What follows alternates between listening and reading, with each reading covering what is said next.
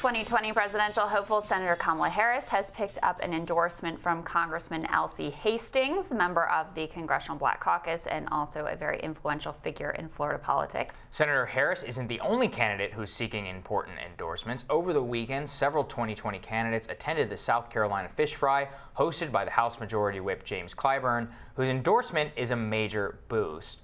Political reporter for The Hill, Julia Manchester, is covering the campaign trail. She joins us now to discuss the key Democratic endorsements in Iowa, New Hampshire, South Carolina, and Nevada. Julia, we're so glad that you're back. Great to see you, lady. Good to family. see you. Tell us what some of the key endorsements who are in this early race and who's got them. Right, so I think the one everyone is talking about right now is Congressman Jim Clyburn out of South Carolina. Now, he has said he will not endorse ahead of the primaries. However, you're hearing a lot of chatter behind closed doors that he's basically all in for Joe Biden. We saw that with the kerfuffle last week with Biden's comments about segregationalist senators. Clyburn did come to his defense. So that's kind of the number one endorsement everyone is talking about. In terms of Nevada, I would say the biggest, the big kahuna, if you will, in that state is the Culinary Union. Right. Obviously, 60,000 members strong, went for former President Obama in 2008. Has a lot of power, especially for the Democratic Party, which is very closely tied for unions. In New Hampshire, it's all about those mayors and state legislators. Unlike other states like Iowa, New Hampshire has that very strong, strong number of state legislatures. I think bigger than most state legislators in the country. We also saw a couple years ago a big groundswell of Democratic mayors in Manchester. You have the first ever female mayor of that city, and she will probably be a big endorsement. So, lots of key things to watch. In Iowa, it's more of a red state right now in terms of elected officials, but you're going to see a lot of attention paid to former Agriculture Secretary Tom Vilsack, J.D. Scholten, who challenged Representative Steve King back in 2018, I believe, but then lost, but he still has a lot of play in the state. So a lot of movement in these states in terms of endorsements. And one thing I'd really like to point out is I don't think endorsements are the number one factor that most voters are watching, but it does impact media coverage of those candidates. So it definitely does play a factor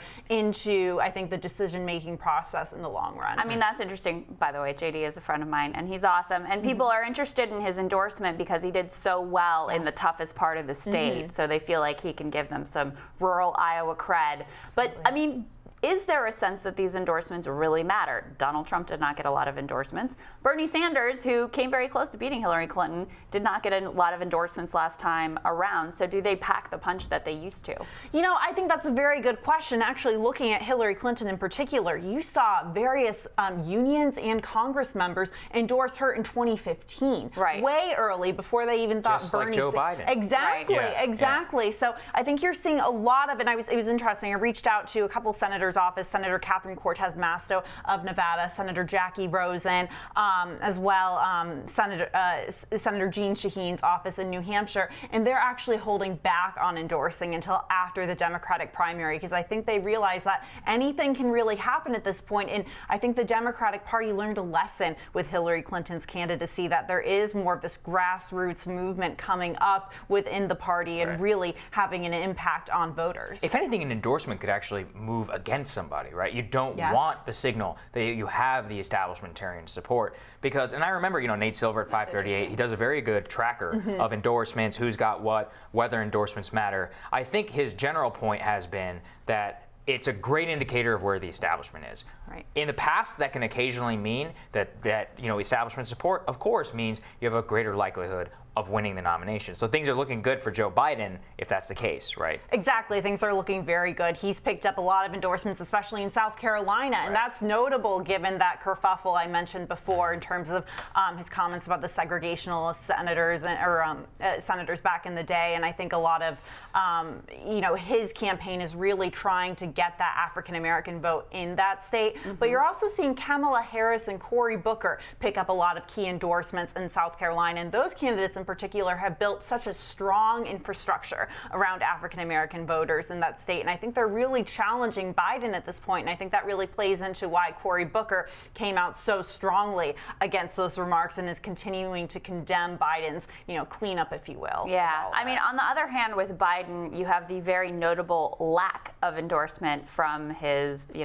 buddy, former president, who has made his campaign very central around his time with Barack Obama. He's played up their friendship very much in, partly as a play to make sure that he locks in that African-American support, but Obama's not getting in. No, Obama is not getting in. And I think Obama does realize, that there is a grassroots movement within the Democratic Party that I mentioned before. And after 2018, you saw candidates like Alexandria Ocasio-Cortez beat out the establishment, or Rashida Tlaib, or Ilhan Omar. So I think that's very forefront in Obama's mind. I also think it's a bit of a formality, if you will, wanting to play nice. Obama is the most popular Democrat, I would say, in the party right now. So I think he's trying to be fair, if you will, ahead of this. But yeah, Joe Biden really playing up that friendship. I mean, even tweeting out a picture of friendship bracelets and, mentioned when he was a little cringy. Exactly. Yeah. So, it's his way of playing to that, though. What about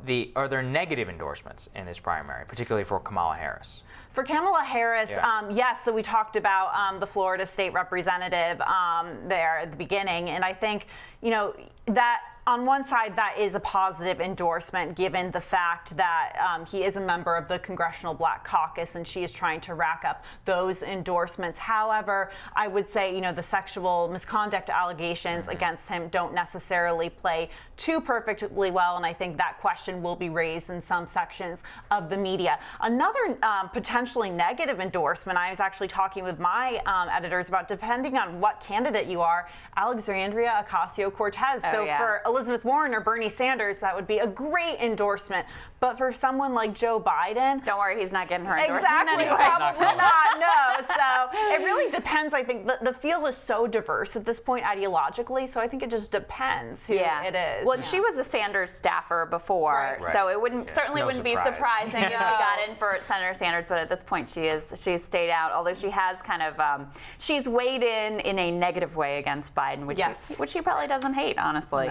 No, I don't think he hates that at all. And I think, but with looking at her, though, it's interesting, with Elizabeth Warren really making inroads on Sanders, and she's not only making inroads on Sanders in terms of the progressive vote, but she's also able to market herself as almost like as a left-leaning centrist. I mean, she does call herself a capitalist. I think there are I've talked to some progressives within the party that say that Bernie's labeling of himself as a democratic socialist isn't really doing himself any favor. So I'm wondering if she continues to Warren continues to get that ground on Sanders, whether AOC, I know she also labels herself as a democratic socialist, but I'm wondering if she'll find it more politically feasible if she were to go with someone like Warren, who every day is proving that she may be in the best position to get that nomination. Yeah, we've talked about that a lot on the show. One thing I'm curious, is there a fear in the Democratic establishment? They've all basically gone in already for all in on Joe Biden.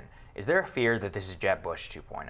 I think there is absolutely a fear that this is Jeb Bush 2.0. And I think it's interesting, last month or a couple months ago, they were kind of Biden's campaign was almost keeping him off the campaign trail. He was not nearly as visible as the Bernies. They only trot him out whenever he's in trouble. Exactly, exactly. And it seems that whenever he goes out, he makes these gaffes, and then it's a constant cleanup crew. And I think the Democratic establishment is looking at this and saying, I'm wondering if it's maybe someone like Elizabeth Warren, who is very polished, put together, has very effortlessly laid out these plans, if she's a better take than Biden. Yeah, we had Cenk Uygur on, and he said every time Biden says something about policy, he drops in the polls. Kind of been true. Yeah, basically. Right. Well, I'm sure a lot will change also at the debates this week, so it's going to be interesting to see how those dynamics play out. Julia, thank you. Great to see you. Thanks, Julia. Thanks. Next on Rising. When it comes to healthcare discussions, there's one thing that frequently gets overlooked. The CEO of Oak Street Health explains how social determinants impact healthcare and the ways that Medicare Advantage improves them. That when Rising continues.